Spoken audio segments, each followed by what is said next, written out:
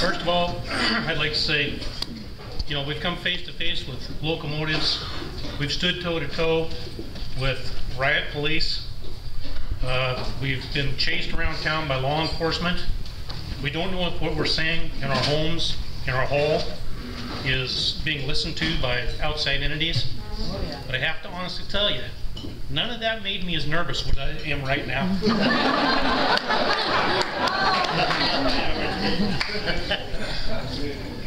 You know, I grew up in an ILW family. My father's name was James Lile, Jim Lile, longshoreman for many years in Longview. I was named after my father's best friend, who was also a longshoreman, Johnny King. My middle name comes from his father, Bill King, William King. And so there's 4 generations there that I'm claiming. I now have a son in Local 21, Longview, 24 years old. And I also have another son that's on the cusp of becoming a longshoreman through the casual process. So we're 4 or 5 generations strong. And the only reason I'm bringing that up is because, as you all know, you know, generational history plays a huge part in the ILWU. So we're very proud of the fact that we're an ILWU family. We come from a great town in Longview, very strong union town. You know, we had some great partners in organized labor in Longview. We had Reynolds Metal Company, we had Longview Fiber, Weyerhaeuser, many good organized laborers in Longview. And now, as Jim has said, we've got this entity that came in 4 years ago, a company called EGT, Export Grain Terminal, and they're trying their darndest to undermine the ILW as a whole, not just in Longview.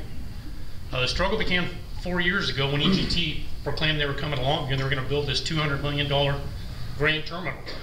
And at that time, we were all hooray, hurrah. They were going to come in, they were going to save our community.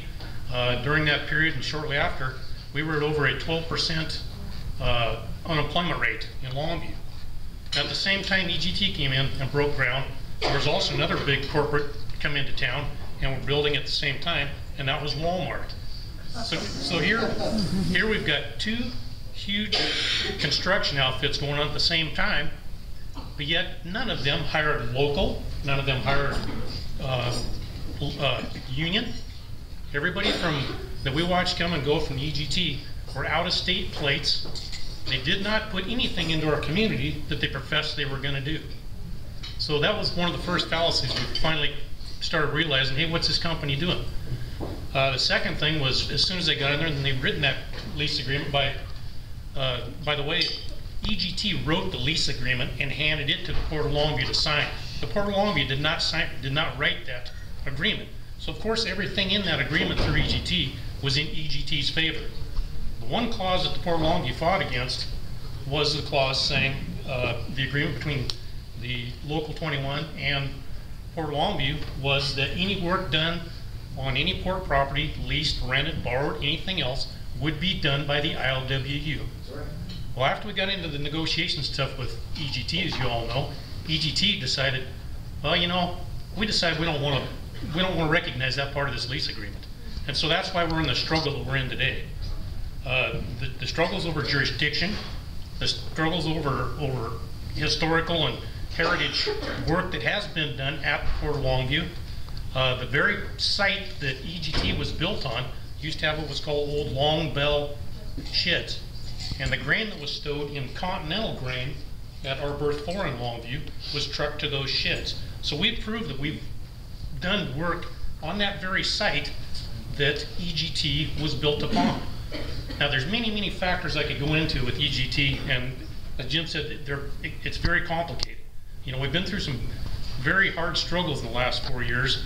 As all of you know, the worst of the struggles come in the last 4 to 5 months once they started bringing the trains in. Now the plant as of right now is not functional. They haven't got all their electrical, they haven't got all their bugs worked out.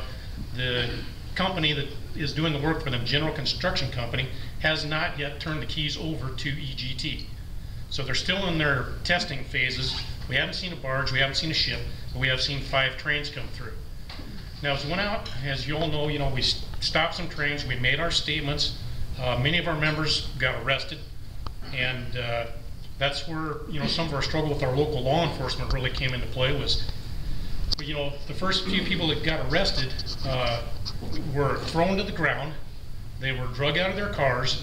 They were drug out of their homes. Our Vice President, Jake Whiteside, was arrested while picking up his children from daycare in a church parking lot. Now, this is the kind of stuff that happened. And also at EGT, they'd hired a company called Special Security Response, and they have been doing a lot of propagating out in our community to discredit the ILWU. There were fallacies and stuff that got out there against us that were never true.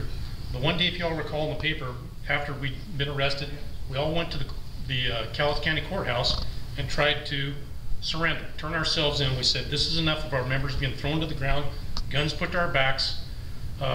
You know, the intimidating processes that we went through with the local law enforcement. We had one of our members that the law enforcement sat out all night with a spotlight shining in their house, didn't turn it off all night in their bedroom windows, things like that. So we went to the Cowlitz County Courthouse and said, okay, that's enough, you know.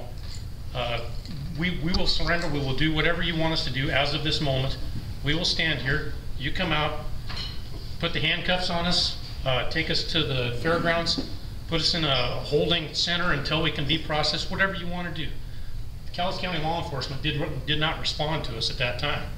5 hours later was when Jake Whiteside, our vice president, got thrown to the ground in front of his children in a church parking lot. In the very few next days, we put a civil suit against the Sheriff's Department and the City of Longview Police Department. As soon as that civil suit went down, all arrests stopped. That halted everything right there. And then we started receiving the same court summons in the mail that they had thrown our members to the ground to give to them. The very same charges that they'd taken our guys to the ground, that they'd slammed them up against walls, taken them out of their cars. Now they're mailing to our homes and have us just go down, appear at court, they hand us our summons, and away we went. So we're still trying to figure out how can the same charges instigate that kind of brutality, that kind of offense against us, when the whole time they could have just mailed us those summons in the mail. So that's some of the other things we've gone through in Longview. You know, we've had the police follow us from our hall. They've circled our hall. You know, they've got us under surveillance still to this day. We've been followed. We've been harassed. We've had, you know, and I know that a lot of it's probably paranoia. You know, after all this went down, I know that there's things going on in our minds that probably weren't even happening. But since, you know, we've had so much run-in with the law, it's all going through our head. Now, the main focus that we have to keep as ILWU, and especially Local 21, is that EGT is our fight here. It's not the Port of Longview. It's not local law enforcement. We can get spread so thin that it takes our focus off the big picture of what we're really after. So we've reeled back in as officers, also with the international and everything, reel back in and say, okay, EGT cannot get by with this. Here's a multinational corporation comes in and says, we're going to dictate to you what's going to happen. They're not dictating to the ILWU. Okay, we will not stand for it in Longview. Just to give you a little bit of geographical view of where we're at, we have berth 1 through berth 8 in Longview. Berth 9 is EGT. We can literally stand at a cyclone fence and look just like this, and we're looking at EGT. I cannot sit by and stand to watch somebody do the jobs that are historically ILWUs across a cyclone fence. Right on.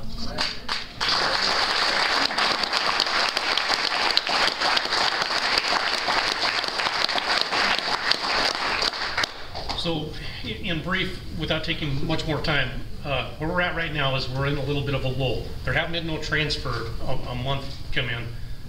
We know EGT's out looking for a tug company that will service their ships into berth 9. They're having trouble. Some of the tugs on our river are saying, we don't want nothing to do with this.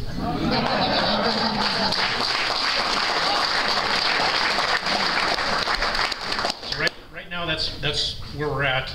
We're in a little bit of a lull right now, and we're in a holding pattern. We do know that there are some vessels on the horizon, barges, ships, and when that time comes, Local 21, the International, the river, the Sound, we will deal with that. And I know that provisions are being made at the upper level at our International that will guide us, direct us to do the right thing, but we will all stand side by side and prevail. In parting, the last thing I would like everybody to keep in mind here is, you know, we're not in this for the minute gain for ILWU and Local 21. We're in this for the majority of the loss that can happen to organized labor and the working class of America.